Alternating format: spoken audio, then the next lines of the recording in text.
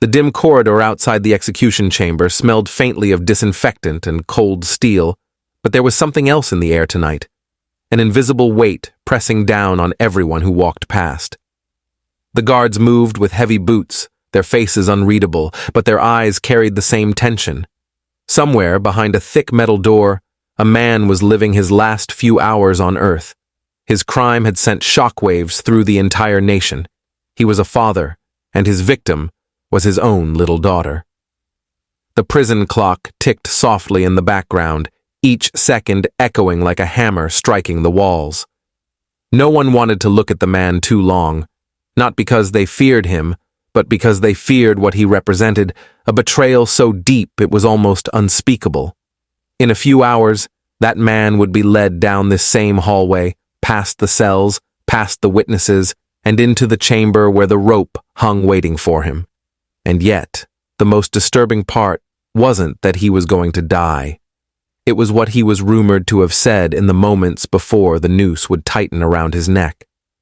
Words that would silence the room. Words that would break even those who believed they could never feel sympathy for a killer. He sat in his cell now, hunched over on a thin mattress, the flickering fluorescent light above him, giving his pale face a ghostly hue. His hands, rough and veined, rested on his knees. Every so often, he would glance at the small barred window, though there was nothing to see, only darkness. He was not chained. The bars around him were more than enough to keep him there. Still, there was no attempt to escape, no desperation. It was as if he knew that the steps leading to his death had already been taken long before the court sentenced him. Outside, reporters gathered like vultures under the orange glow of the prison yard lights. Cameras clicked, microphones were tested, and anchors rehearsed their lines for the breaking news broadcast. They wanted the image of the man who had committed an unthinkable act.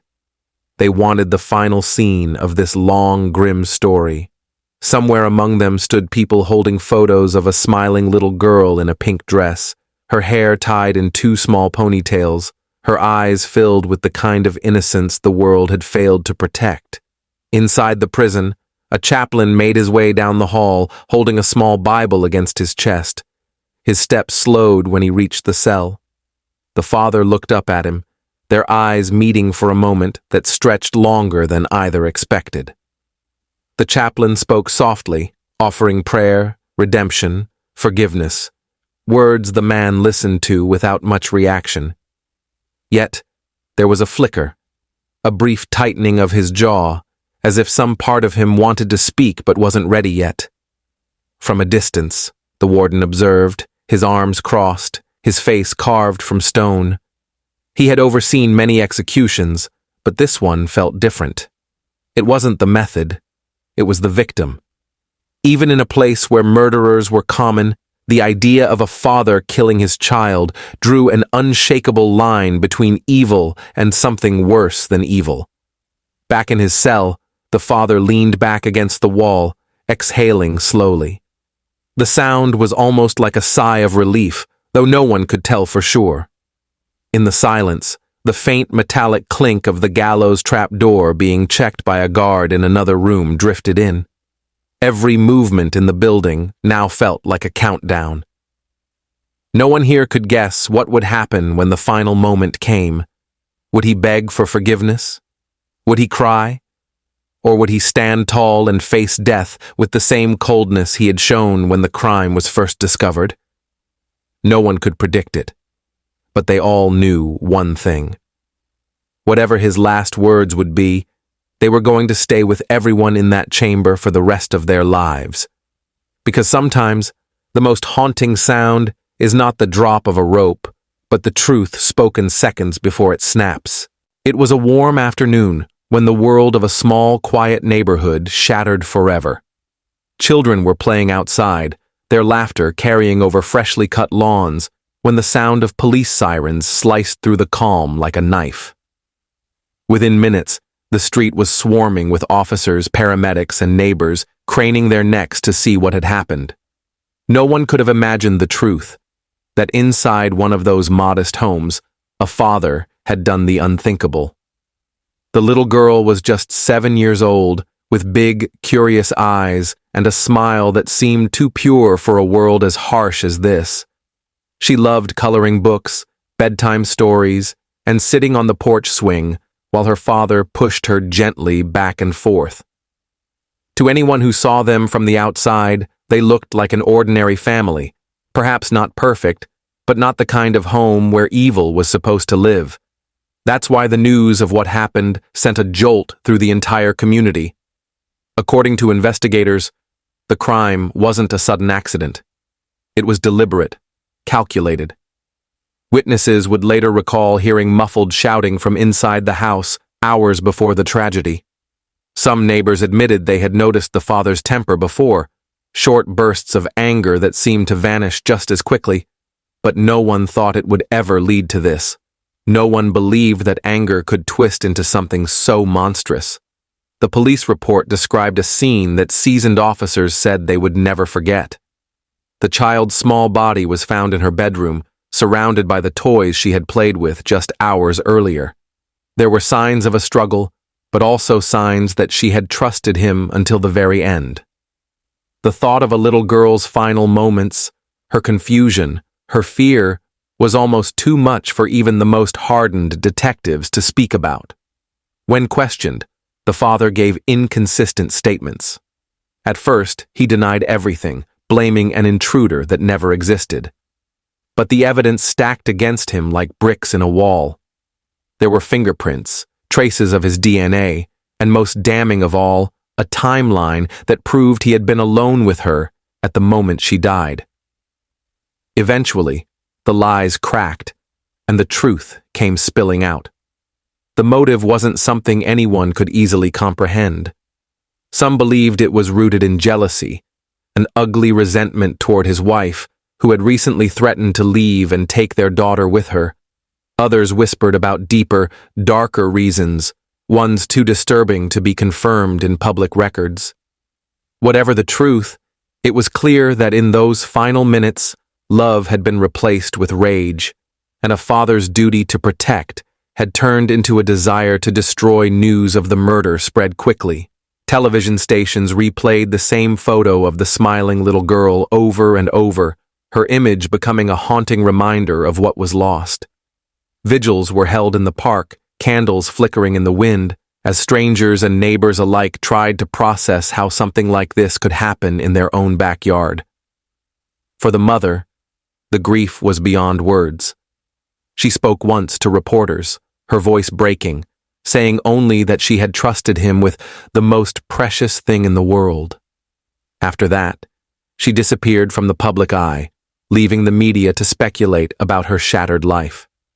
What no one knew back then was that the trial and eventual execution would be just as shocking as the crime itself. Because when the father finally stood in the courtroom, staring at the photographs of his little girl, he showed no visible tears, no tremble in his voice. The man who had once been her protector looked at those images with eyes that gave nothing away, except perhaps the chilling certainty that he knew exactly what he had done. The trial began under a storm of public outrage. Crowds gathered outside the courthouse every day, holding signs that demanded justice, some even calling for the death penalty before the proceedings had truly begun. The air inside the courtroom was thick with tension. Every seat in the public gallery was filled, and every camera lens was pointed at the man in the defendant's chair. He sat there in a plain shirt and prison-issued pants, hands cuffed, eyes fixed forward. The prosecution wasted no time in painting the picture of a calculated killer, a father who had betrayed the most sacred trust imaginable. They showed photographs of the crime scene, each one met with a ripple of gasps from the gallery. One image, in particular, made the judge pause: the small bed where the girl had been found, still draped in a blanket covered with cartoon characters. Witnesses took the stand one by one. A neighbor testified to hearing a loud thud, followed by silence. Another recounted seeing the father sitting on his porch minutes later, smoking a cigarette as if nothing had happened. The lead detective described the moment they entered the home, their voices steady, but their eyes betraying the horror they had felt. When the mother was called to testify, the entire room seemed to hold its breath. She walked in slowly, clutching a photograph of her daughter to her chest. Her voice trembled as she described the child's kindness, her laughter, the way she would always kiss her on the cheek before bed. But when the prosecutor asked her to identify the man who had taken her daughter's life, she pointed without hesitation, her hand shaking, her eyes locked on him with a mixture of rage and unbearable pain. The defense tried to frame the father as a man under severe emotional distress, claiming he had snapped under the pressure of a collapsing marriage. But the jury wasn't moved. The coldness in his demeanor, the overwhelming evidence, and the brutality of the act left little room for doubt. The verdict came after only 4 hours of deliberation, guilty on all counts. When the judge read out the sentence, death by hanging, there was a murmur in the room, followed by quiet satisfaction from those who had been following the case since day one. The father didn't flinch. He didn't protest. He simply nodded once, almost as if he had been expecting it all along. Outside the courthouse, reporters rushed to capture reactions. Some called it justice served. Others wondered aloud whether any punishment could truly be enough for a crime like this. The little girl's name was written in chalk on the courthouse steps that evening, surrounded by flowers and candles. People stopped to light one, bowing their heads, before walking away in silence. What no one could have predicted then was how the father would behave in the days leading up to his execution, and how the final words he would speak before stepping onto the gallows would leave even his harshest critics shaken to their core. The days leading up to the execution passed with an eerie stillness inside the prison. Death row was never exactly loud, but this time there was something different, an almost tangible heaviness that seemed to hang in the air. Guards avoided lingering near his cell unless necessary, and even the most hardened inmates kept their distance. It wasn't fear of him. He had long since lost any physical power over anyone. It was the nature of his crime. In here, among killers and criminals, there were still unspoken lines you didn't cross. Hurting a child, especially your own, placed you at the very bottom of the hierarchy. The warden kept a close eye on him, half expecting signs of a breakdown as the execution date drew nearer. But there was no outburst, no begging for mercy. The father's behavior was unsettlingly calm. He read books for hours at a time, sometimes staring at the pages without turning them. He ate his meals in silence. If anyone tried to speak to him, he would respond politely but with little emotion, as though his mind was somewhere far away. The chaplain visited him daily, offering prayers and conversations about repentance. Sometimes the man would listen quietly. Other times, he would simply stare at the wall until the chaplain's words faded into the background. When asked if he wanted to meet with his family before the end, he shook his head. "There's no one left to see," he said flatly. The final 24 hours began like any other day. Breakfast served, cell inspections done. But everyone in the building knew it wasn't the same. The guards assigned to him that day worked in pairs, monitoring his every movement.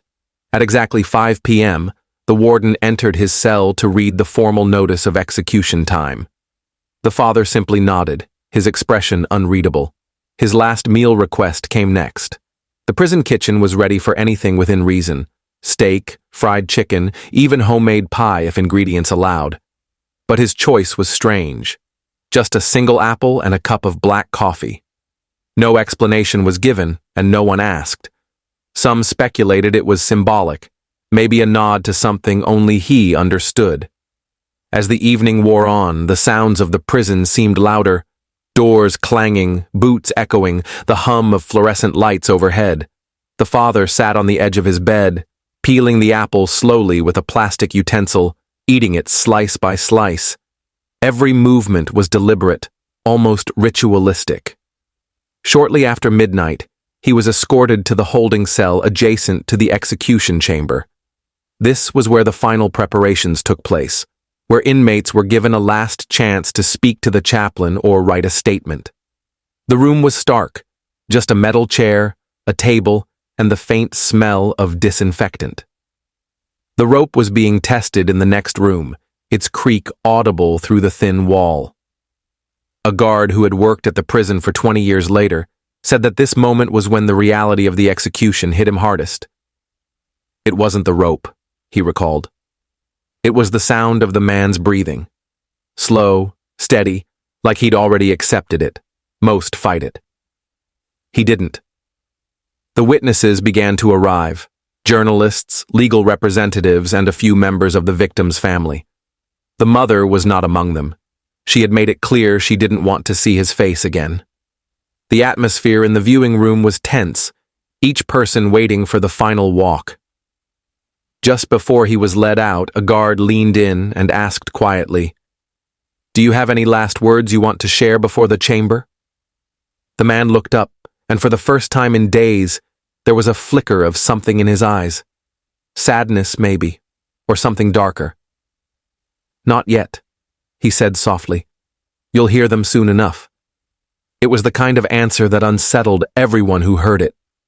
Whatever he was planning to say, it wasn't going to be ordinary, and in less than an hour, those words would be spoken with a rope around his neck. The heavy steel door to the execution chamber groaned open, and the sound seemed to slice through the air like a blade. The father stepped forward between two guards, his wrists bound in front of him. His walk was slow, steady, not the shuffling hesitation of a man being dragged to his death, but the deliberate pace of someone who had already made peace with where this path ended. The bright overhead lights cast harsh shadows across his face, revealing every line, every crease carved by years of anger, guilt, and whatever thoughts had haunted him in the silence of his cell. The chamber smelled faintly of machine oil and something sharper, bleach, freshly used to clean the trap door beneath the gallows. The wooden platform creaked under his weight as he was guided to the center. The rope, thick and coarse, swayed slightly above him, waiting. The executioner adjusted it with mechanical precision, his gloved hands moving with the detached focus of a man performing a grim routine. In the viewing room, the small group of witnesses stood behind the thick glass, their reflections faintly visible under the fluorescent glare. Some had their arms folded tightly across their chests, others clenched their fists at their sides. Among them, the girl's aunt stood rigid, her eyes locked on the man in the nooses shadow. She had promised her sister she would witness this moment. She would be the one to watch him take his last breath. The warden stepped forward and, in a clear, formal tone, asked the condemned man if he had any final words.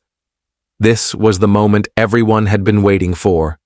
The room fell into a silence so complete that even the hum of the lights seemed to fade. The father lifted his head, scanning the faces behind the glass, one by one.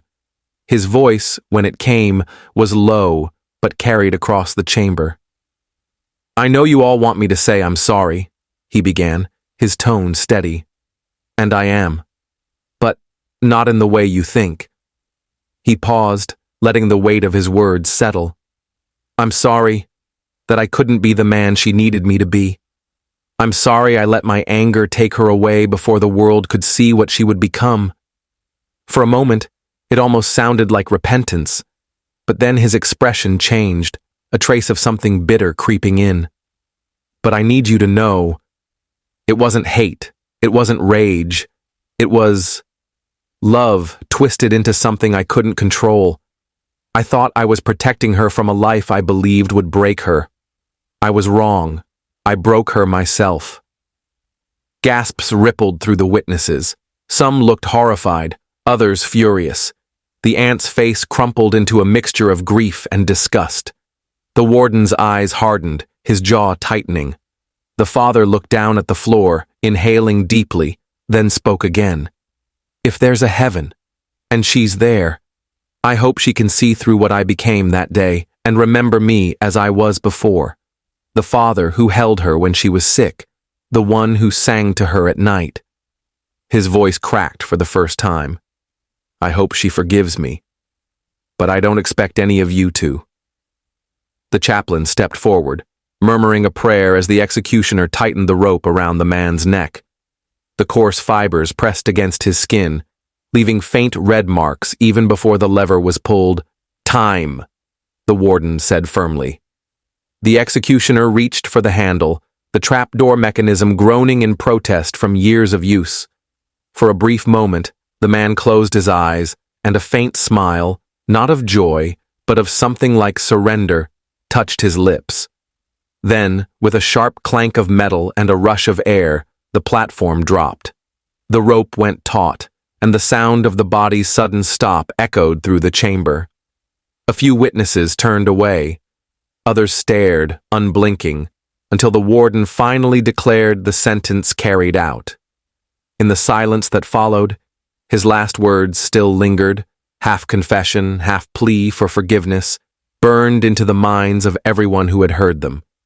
And for the rest of their lives, each one would wonder the same thing. Were those words the truth of a broken man, or just the final manipulation of a killer who wanted to control the story, even in death?